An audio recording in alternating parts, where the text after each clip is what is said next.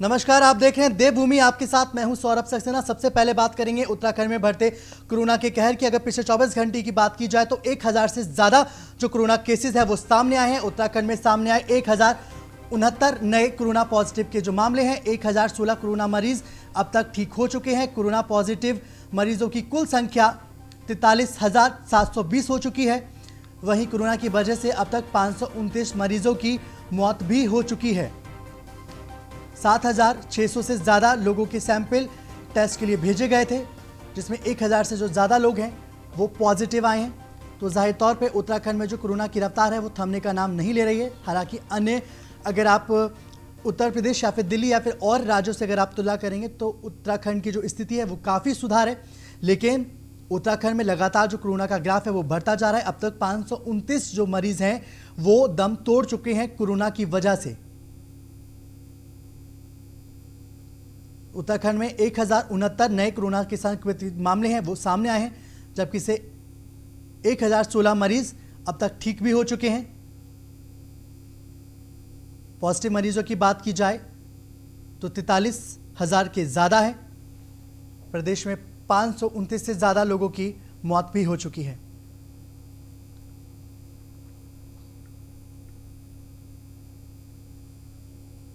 तो बात मानसून सत्र की करेंगे। मानसून सत्र में विपक्ष के रवैये को लेकर सरकार ने की आलोचना। संसदीय कार्य मंत्री और शासकीय प्रवक्ता मदन कौशिक ने बताया निंदनीय व्यवहार। आपको बता दें कि आज जो मानसून सत्र है वो हुआ और उसमें जो विपक्ष का व्यवहार था उसमें मदन कौशिक ने हमला बोला है। कार्य मंत्रणा समिति की बैठक में कुछ बिंदु तय हुए थे। मदन कौशिक की तरफ से कहा गया कोविड, बेरोजगारी, महंगाई और कानून व्यवस्था पर कार्य स्थगन प्रस्ताव लाना तय था। कांग्रेस के विधायकों ने अपने ही एजेंडे पर विधायकों का साथ नहीं दिया। तो साफ तौर पे जो राजनीति है वो देखने को मिल रही है। मदन कौशिक की तरफ से तमाम बातें कही गई। और तत्काल चूंकि प्रश्नकाल स्थगित रहेगा, इसलिए सीधा शून्यकाल शुरू होगा। इस कारण से सीधा कार्य स्थगन आएगा। कार्य स्थगन में 4 विषय तय किए: कोविड, महंगाई, बेरोजगारी, लॉ एंड ऑर्डर। जब माननीय उपाध्यक्ष ने कहा कि इस तरह कार्य मंत्रणा में तय हुआ, तो कांग्रेस के सम्मानित सदस्यों ने कहा कौन होते हैं कांग्रेस के सदस्य जिन्होंने तय किया? यानी अपने वरिष्ठ लोगों का ये अपमान, शीशा तोड़ा उन्होंने विधानसभा में। आज जिस प्रकार का वातावरण बनाया, ये पहली बार देखने को मिला। सारा शीशा वगैरह तोड़ दिया। यानी जैसे राज्यसभा में हुआ वही स्थिति यहाँ विधानसभा में करने का प्रयास किया। किस तरफ जा रहा है यहाँ का लोकतंत्र? कांग्रेस क्या चाहती है? अपने लोगों को कह रही कौन होते हैं कुंजवाल जी, कौन होते हैं करण महारा। यानी अगर कांग्रेस का सीधा सीधा जो ग्रुपिज्म है वो आज सत्र में देखने को मिला, और मैं इसके लिए कांग्रेस के सदस्यों की घोर निंदा करता हूं।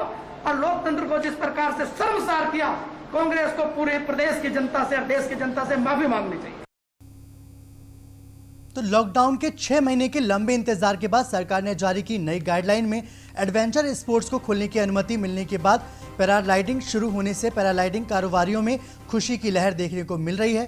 तो लंबे इंतजार के बाद आप कह सकते हैं सरकार ने पैराग्लाइडिंग कारोबारियों को जो है मौका दे दिया है। खुशी है उनमें। पर्यटकों के बढ़ते आगमन को देखते हुए ये जो चीज़ है वो उसको शुरू की गई है। नैनीताल पर्यटकों ने पैराग्लाइडिंग का लुत्फ भी उठाया है। यहाँ पे लॉकडाउन में छूट के बाद पर्यटक पहाड़ों का रुख करने लगे हैं।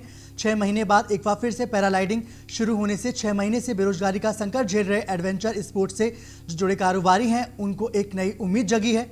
उनका व्यवसाय एक बार फिर से पटरी पर लौट आएगा। तो नैनीताल से इस वक्त हम आपको तस्वीरें भी दिखा रहे हैं। आज हमारी लगभग मार्च में हमारी लॉकडाउन में हमारी पैराग्लाइडिंग सारी 12 कंपनियां बंद हो गई थी।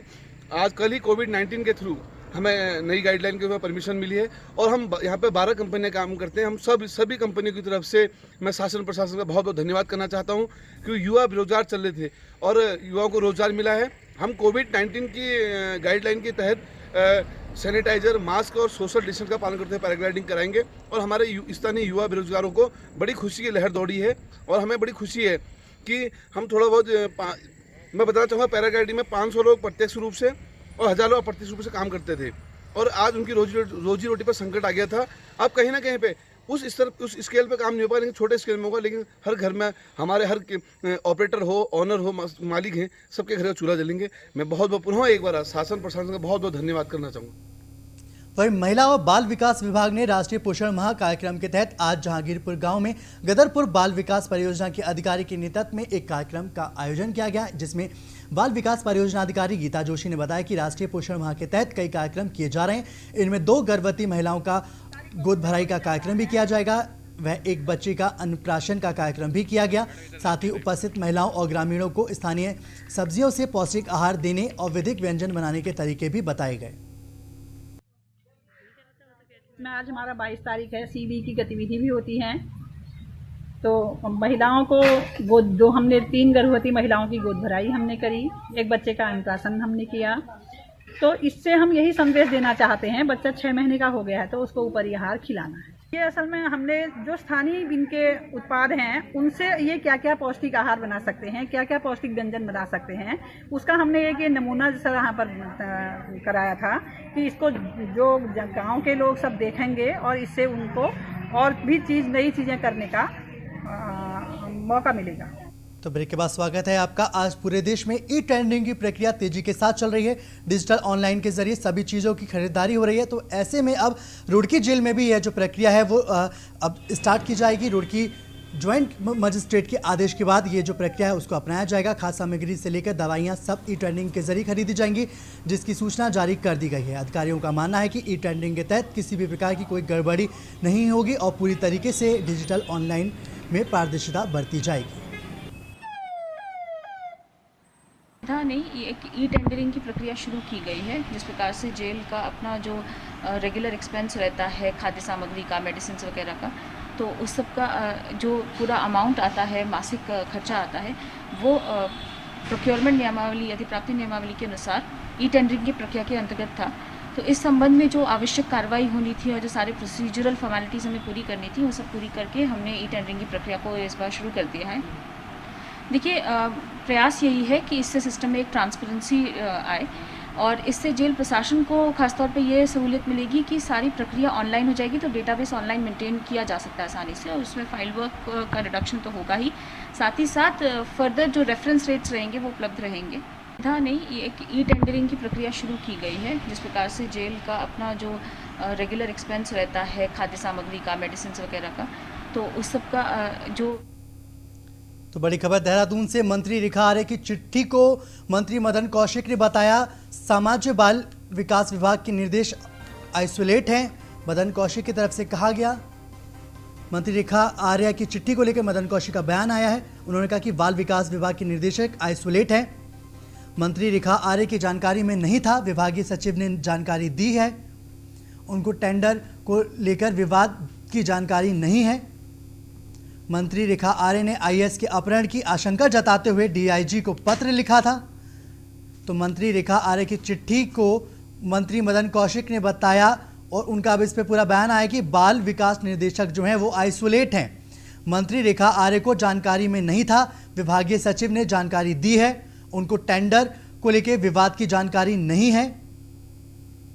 तो मंत्री रेखा आर्य ने आईएएस के अपहरण की आशंका जताते हुए डीआईजी को पत्र लिखा था।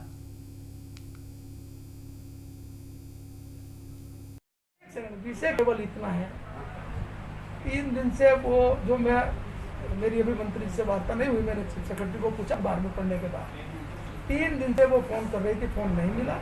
उन्होंने पत्र लिखा है, जो मुझे लगा उसकी आवश्यकता भी नहीं थी, ना लिखती तो भी काम चल जाता।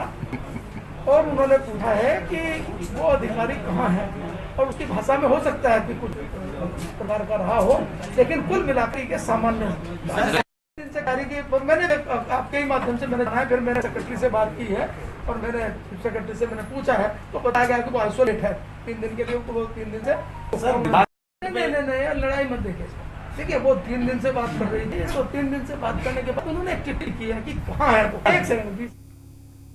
तो महिला कल्याण मंत्री और निदेशक मामले में विपक्ष ने निशाना साधा है। सरकार और अधिकारियों में तालमेल नहीं है, ये प्रीतम सिंह की तरफ से कहा गया। कांग्रेस के प्रदेश अध्यक्ष हैं, मंत्री और विधायक लगातार अफसरों की शिकायत करते आ रहे हैं। मंत्री रेखा आर्य द्वारा निर्देशक की गुमशुदगी की चिट्ठी लिखवाई गई, आपको बता दें। और ये मामला गंभीर है। अब इस पूरे मामले पे जो राजनीति है वो भी शुरू हो चुकी है। कांग्रेस इस मौके को छोड़ना नहीं चाहती।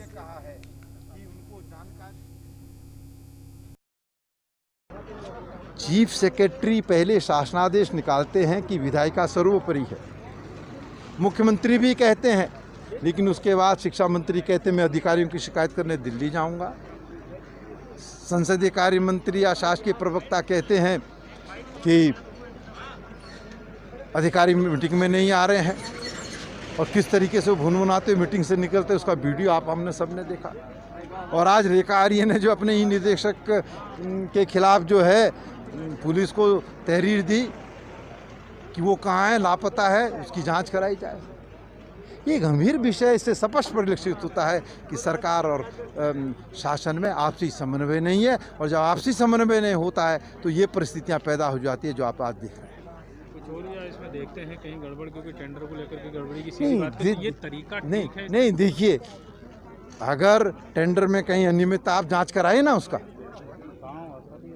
जांच कराने में क्या दिक्कत है? उसके लिए निदेशक की आवश्यकता क्या है? मंत्री सर्वोपरि है, जांच कराए, बिजनेस जांच कराए, एसआईटी की जांच कराए, इसके निर्देश दें आप। लेकिन मंत्री तो ऐसे कृत्य कर रहे हैं कि साहब लापता है, उसको ढूंढ के लाया जाए। तो वहीं हरिद्वार जिला पंचायत अध्यक्ष को बड़ा झटका लगा है। कुछ समय पहले ही बीजेपी से जिला पंचायत अध्यक्ष बने थे सुभाष वर्मा। जिलाधिकारी हरिद्वार सी रविशंकर ने जिला पंचायत अध्यक्ष की सदस्यता निरस्त कर दी है। जिला पंचायत सीट को लेकर हाई कोर्ट में चल रहा था ये पूरा मामला। अगले जिला पंचायत अध्यक्ष अभी सुनिश्चित नहीं है। तो साफ तौर पर जिला पंचायत सीट को लेकर हाई कोर्ट में ये पूरा मामला चल रहा था। हरिद्वार जिला पंचायत अध्यक्ष को ये बड़ा झटका लगा है। उनकी सदस्यता को खत्म किया जा चुका है। कुछ समय पहले ही बीजेपी से जिला पंचायत के जो अध्यक्ष है वो चुने गए थे।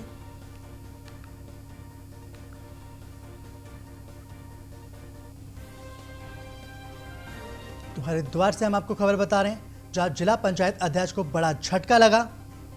कुछ समय पहले बीजेपी से जिला पंचायत अध्यक्ष बने थे सुभाष वर्मा।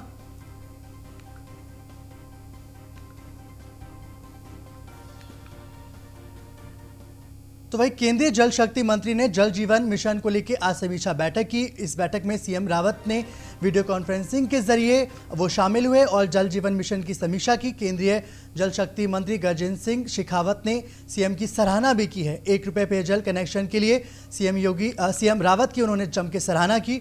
योजना के प्रभावी क्रियान्वयन से उत्तराखंड बन सकता है मॉडल स्टेट, ये भी कहा गया। योजना के क्रियान्वयन में धनराशि की नहीं होगी कोई भी कमी। गजेंद्र सिंह की तरफ से ये आश्वासन भी दिया गया।